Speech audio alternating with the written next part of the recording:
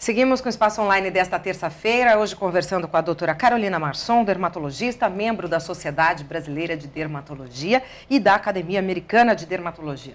Falando sobre saúde da pele, os cuidados para o verão. Se você quiser participar, nós estamos conectados aí nas redes sociais, Facebook, Twitter, ou você pode mandar uma mensagem para o e-mail do Espaço Online, que é espaço@jovempan.com.br. Nós falamos no primeiro bloco sobre os efeitos nocivos do sol para a saúde da pele, né, os cuidados principais e essenciais. Mas o sol também é importante para a nossa saúde. Não dá para desprezar a luz solar. Não, com certeza. Acho que aí o principal em relação ao sol e à saúde é em relação à produção da vitamina D, né, que é uma questão até muito discutida, muito controversa, né, e tudo mais. Mas aí eu acho que é pesar o custo-benefício, né, porque para produzir a vitamina D a gente não precisa de uma exposição diária, exacerbada, né, o suficiente aí, digamos, em média, seria uma exposição de 10 a 15 minutos, né, tem que ser a radiação UVB, né, que é essa radiação que é mais importante em relação ao desenvolvimento de câncer de pele, porque na verdade assim, a gente tem dois tipos de radiação. A radiação UVA, que é uma radiação que fica praticamente constante durante todo o dia e em todas as estações do ano, que é a que causa mais o envelhecimento, porque ela tem um comprimento de onda mais profundo, então ela acaba agindo ali onde está o colágeno, né, que é a principal causadora do envelhecimento. E a radiação UVB, que é a principal responsável pelo câncer de pele, né, e pelas queimaduras. São da gente ir para a praia ficar vermelho, isso é radiação UVB. E ela tem uma incidência mais alta das 10 horas da manhã às 4 horas da tarde. Por isso que tem essa recomendação aí de evitar esse horário, né, porque é o horário que você tem mais risco de desenvolver queimadura solar. E justamente a queimadura solar é a que predispõe ao câncer de pele. Só que a radiação UVB, que é essa principal causadora do câncer de pele, é a que leva à produção de vitamina D na pele, né? Então precisa ser radiação UVB, não adianta ser radiação UVA. Mas se sabe que uma exposição aí de 10 a 15 minutos, digamos de uma forma global, numa área que pode corresponder aí ao braço, já é suficiente para produzir a vitamina D, né? Então para nós que vivemos num país tropical, né, que bate sol praticamente todo o tempo do ano, né? Não tem essa necessidade de dizer eu preciso ir à praia para produzir vitamina D, né? Às vezes na exposição do dia a dia isso já é suficiente, né? Claro, tem alguns pacientes, por exemplo, pacientes que têm antecedentes de melanoma, que tem que fazer fotoproteção restrita, né? Então que a gente pede para não se expor ao sol em hipótese alguma.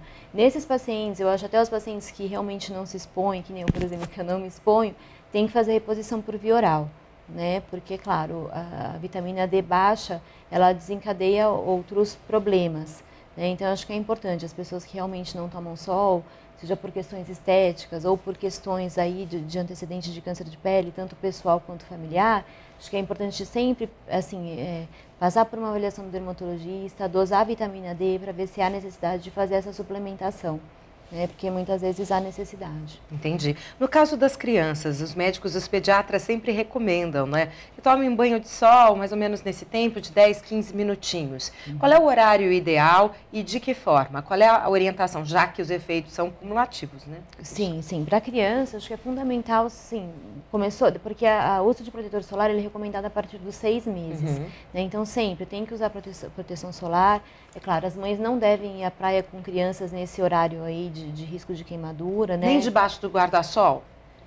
Mesmo debaixo do guarda-sol, é claro que tem muito menos risco embaixo do guarda-sol, mas a areia, ela reflete, né, em média aí 60%, né? A neve reflete mais, reflete 90%, mas a areia também reflete radiação, né? Então, para uma criança que tem uma pele, digamos, mais sensível, mais delicada, eu acho que tem que realmente fugir da praia nesse horário, né, das 10 da manhã às 4 da tarde.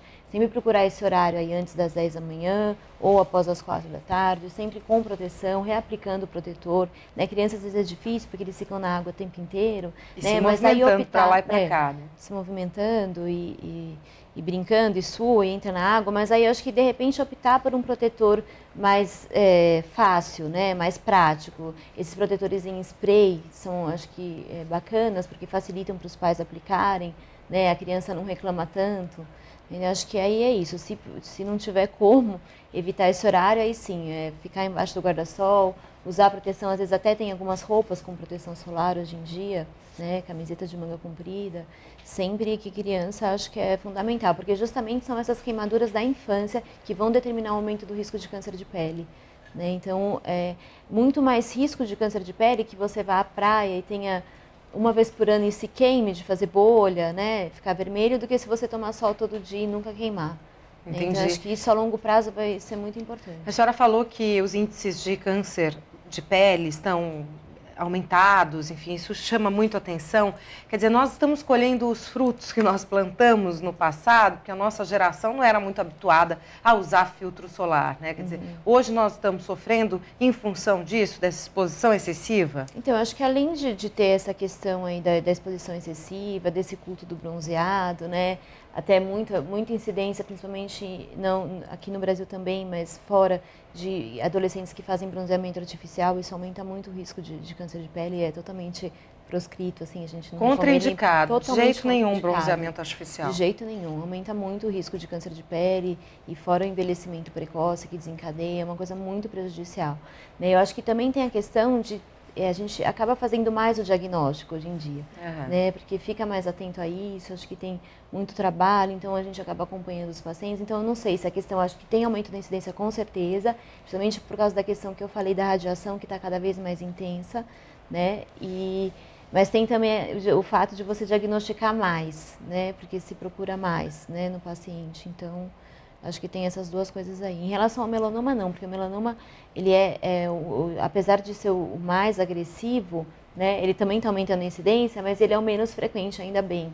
Né, e o melanoma não tem como você não diagnosticar, porque às vezes, se diagnosticando precocemente ou diagnosticando tardiamente, a evolução dele é muito rápida. Né? Entendi. Então, o carcinoma é o mais frequente? O mais frequente é o carcinoma basocelular, né, que é um tipo de câncer de pele que ele não... do ponto de vista sistêmico, ele não dá metástase, ele é só agressivo localmente, né? Claro, não tem como deixar expandir, porque às vezes você tem que fazer cirurgia, acaba deixando com cicatriz extensa, dependendo da área que é acometida, pode interferir localmente, mas ele não dá metástase como dá o melanoma. Como é que os dois tipos de câncer se manifestam? Quais são as características principais do carcinoma, por exemplo? O carcinoma basocelular? O carcinoma basocelular, geralmente, ele está em região exposta, porque ele tem uma relação aí extremamente intensa com a radiação solar. Né? Ele aparece numa idade mais tardia, digamos, mais comum em idosos, mas isso não quer dizer que um jovem que se expôs muito ao sol não possa ter, né? Com certeza pode. E ele tem uma característica de ser uma feridinha que não cicatriza, né? Às vezes pode sangrar, ele tem como se fosse um nódulo aí avermelhado, né, com uma característica perolada, geralmente localizada aí nas áreas expostas. Né? Fica como uma verruga, uma ferida... Como se fosse uma elevação. Feridinha elevada, né? E aí que pode descascar e nunca cicatrizar. Geralmente o paciente refere justamente isso. Olha, uma ferida que nunca cicatriza, que sangra de vez em quando... Né? Assim como o carcinoma espinocelular, que ele tem uma característica um pouquinho, que é um outro tipo de câncer de pele, aí que vem em segundo lugar em frequência. Né? Que ele também tem essa característica, pode ser uma região aí descamativa, né? Que também nunca cicatriza, sangra, pode coçar. Né? Já o melanoma, a forma mais típica de melanoma, geralmente é uma lesão escura. Né? Aí você pode ver uma pinta, pode ser uma pinta já existente, que começa a crescer, começa a mudar de cor, aí adquirir mais de uma coloração, né? Também pode sangrar. Ou então pode ser uma lesão nova, que você não tinha e apareceu, né? Geralmente pigmentada. Falando de uma forma global, seria mais ou menos isso. E é verdade que ele tem várias tonalidades ali? Não é de uma cor só? Tem várias tonalidades. Pode ser marrom escuro, marrom claro, vermelho e preto, numa mesma lesão. Né? E aí a gente diz uma regra que chama ABCD, né? Que seria, hoje tem ABCDE, que seriam algumas características que você tem que observar na pinta para saber se ela tem mais tendência de ser maligna ou não.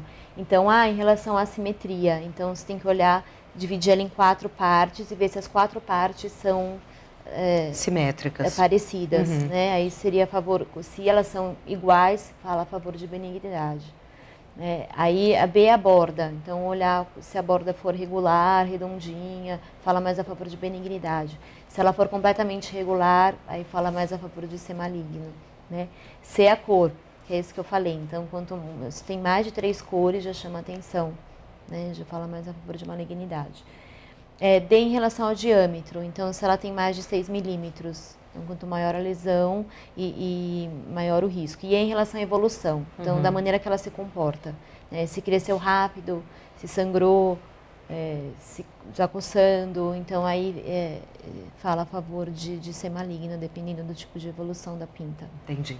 Hoje nós estamos conversando com a doutora Carolina Marson, daqui a pouco a gente vai falar mais ainda sobre câncer de pele. Ela é dermatologista, membro da Sociedade Brasileira de Dermatologia e da Academia Americana de Dermatologia. Daqui a pouco tem mais um bloco para você. Até já.